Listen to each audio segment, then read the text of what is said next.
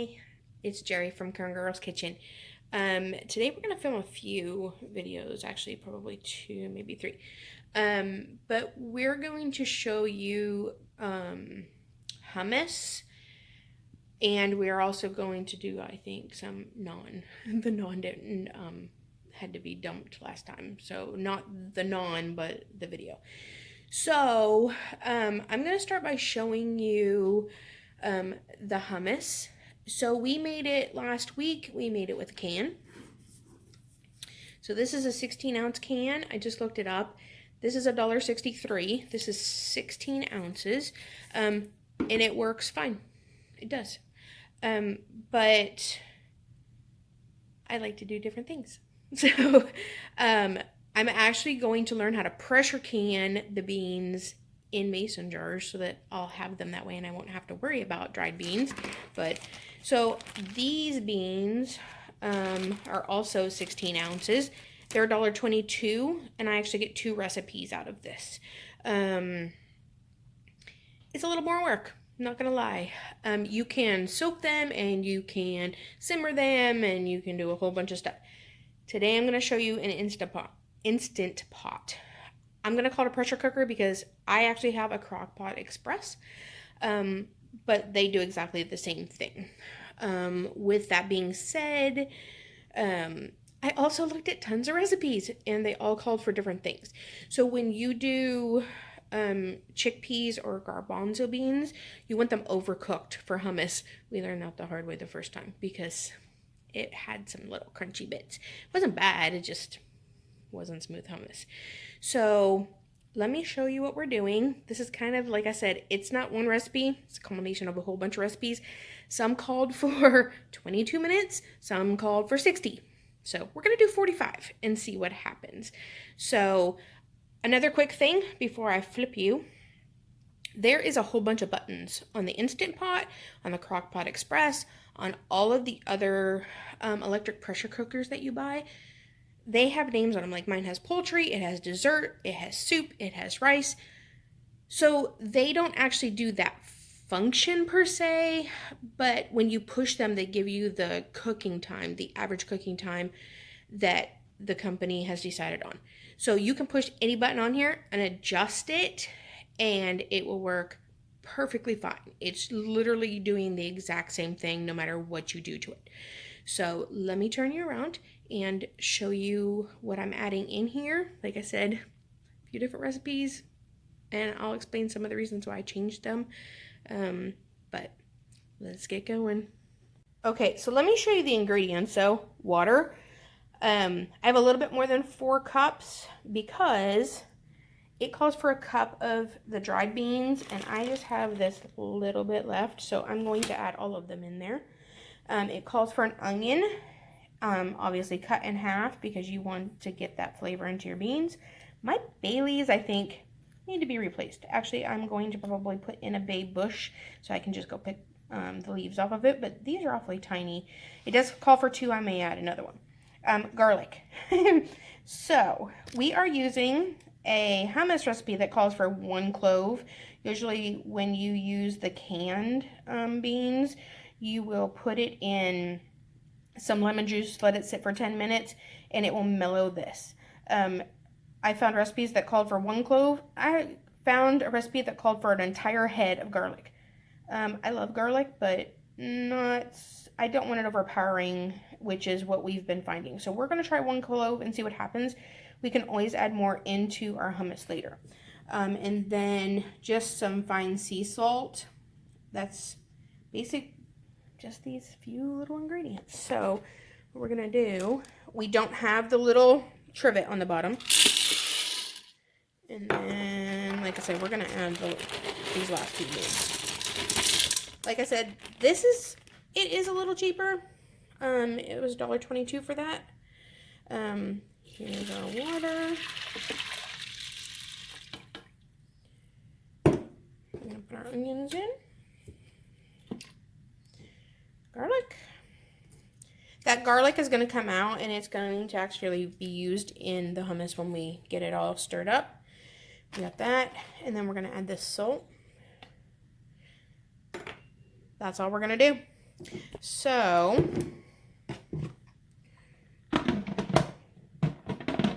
it's hard to do this when you're trying to film. Okay, locking it down, and then we're gonna make sure our steam is off. That's closed. Now this is gonna take a few minutes to start. Let's see. Oh goodness, the dog hates this, so you're gonna have to hear him bark for a second. We're gonna do 45 minutes, and then that'll actually keep him quiet. And then when that timer goes off, we're gonna let it sit for 20 minutes. It will slow release. We're not going to pop this little thing.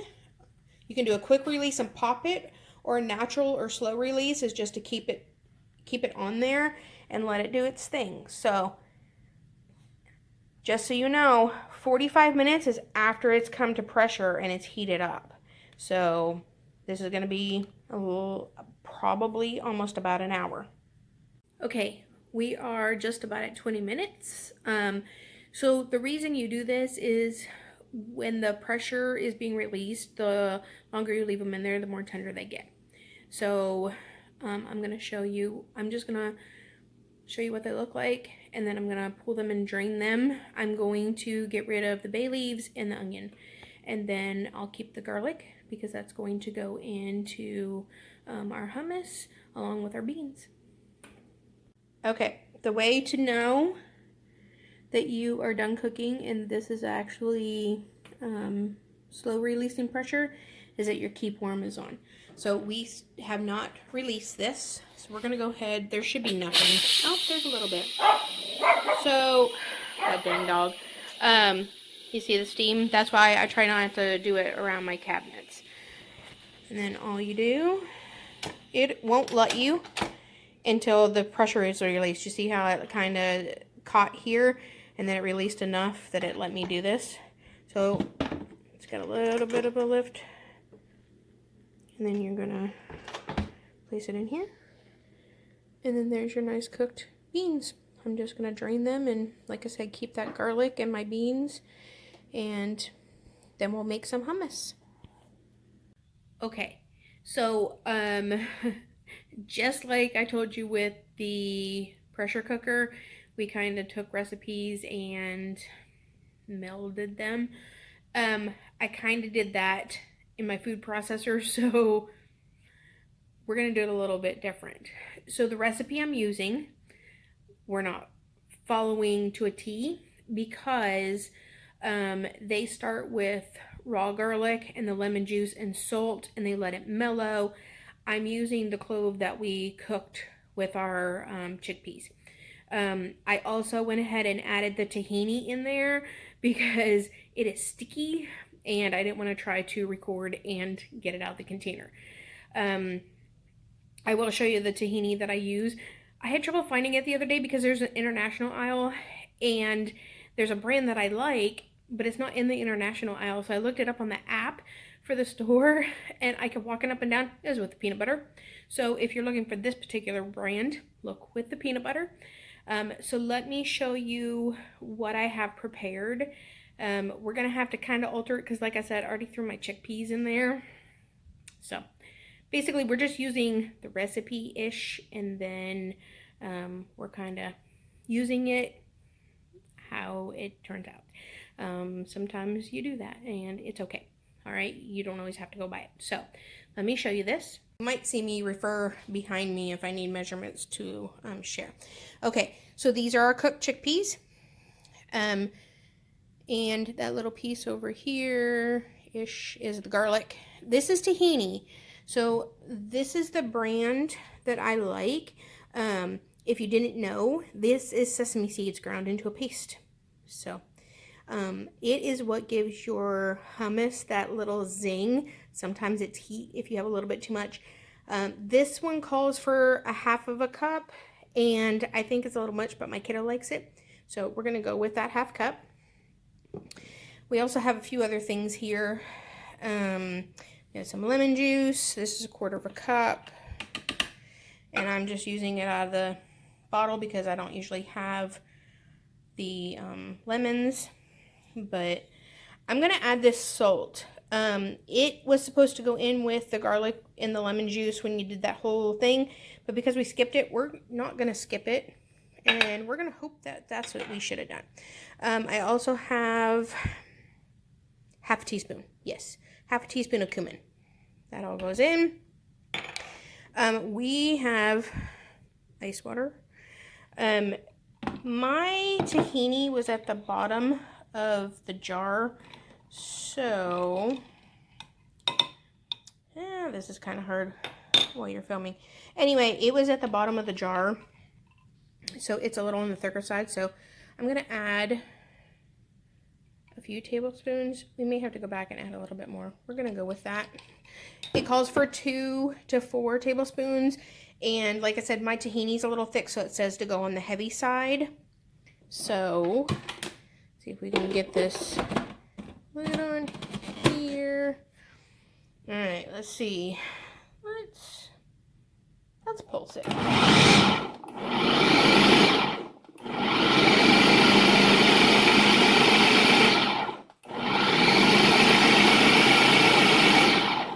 Okay, so you can see that it is still on the thick side.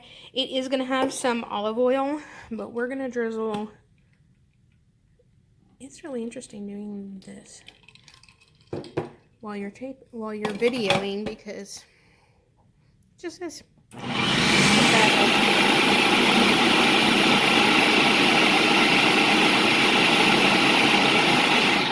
If you can see, it looked like it was starting to pull down under there, but let's go ahead. I just have the Sam's brand of olive oil. We're just gonna go ahead and let's actually turn this on to dough.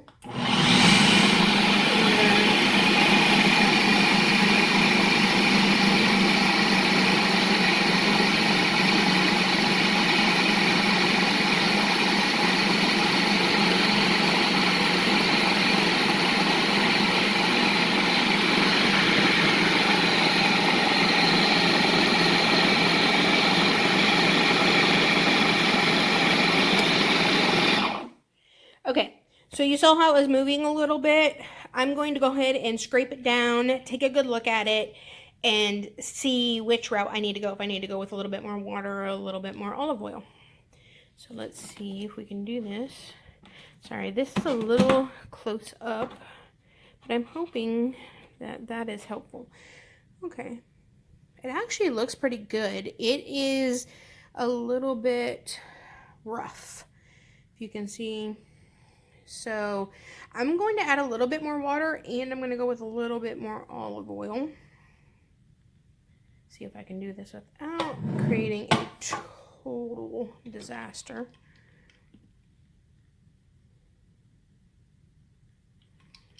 And then I'm going to scrape it down a little bit, because as you saw, there were some whole chickpeas.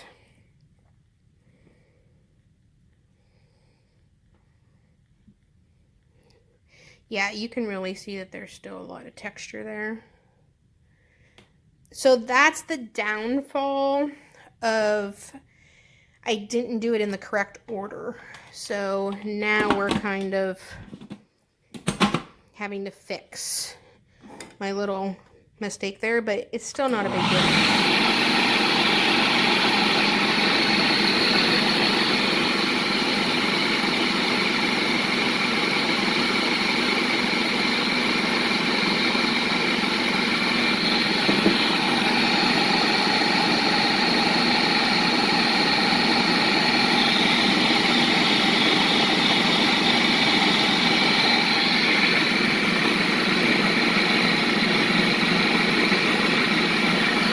So you can see how it was moving. That's a good thing. I'm going to scrape it down a little bit more because, like I said, I added some things too soon. But I'm just going to keep at it. I may add a little bit more oil. Probably not, though. It probably just needs time to process in there. You can do this in a blender. Also, if it's a high-speed blender, we've done it in our Ninja, and it's turned out wonderful. It's a little hard to clean out of the Ninja. Heck, food processors are a pain in the butt to clean. Okay, so we actually let this run for quite a while. It does look like it's a little lumpy, but it doesn't taste lumpy at all, and it will look like that. We added a little bit more lemon juice because I forgot that we added more beans. And so we had to offset that. I actually added quite a bit of water, probably almost 6 tablespoons. And we probably went to, I'd say more than a quarter of a cup, maybe even closer to a half cup of olive oil. We adjusted the salt. We added quite a bit more salt, but we like things salty. But it is delicious, and now we are going to make some naan bread to go with it so that it's nice and tasty. One last thing, you see the metal blade in there? I had done it on dough, and I was like, yep, hey, silly girl, chop. So we let it run on chop for probably, I'm going to say like 2 or 3 minutes. Total with stopping and doing all that, probably a good 6 minutes. But again, if you like it, please let us know.